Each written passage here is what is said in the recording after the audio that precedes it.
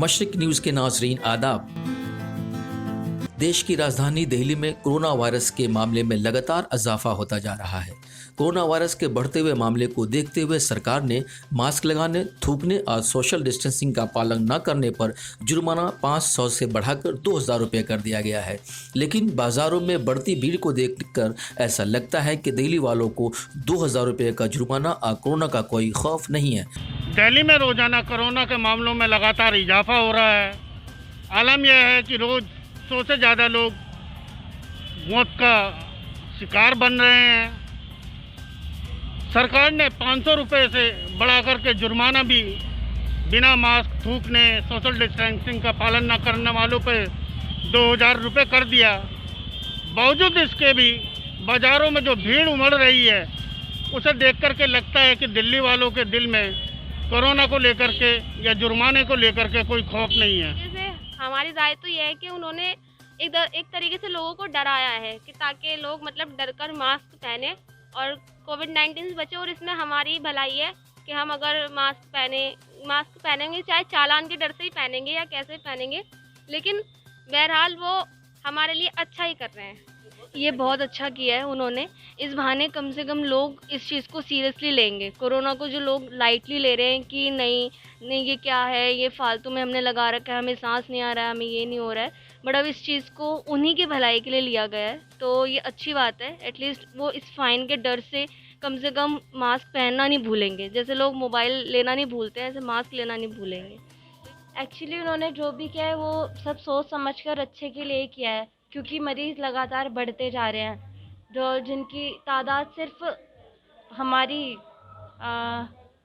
जितना हम वो करेंगे, जैसे मास्क लगाएंगे और सावधानियां बरतेंगे, उसी की वजह से तो कम होंगे, वरना तो बढ़ते ही जाएंगे। इसलिए उन्होंने 500 रुपये से बढ़ा करके 2000 रुपये मास्क ना लगाने का चालान कर दे। इस बाबत आप क्या कहना चाहेंगे? सही करा, अपना ही फ़ायदा है इसमें।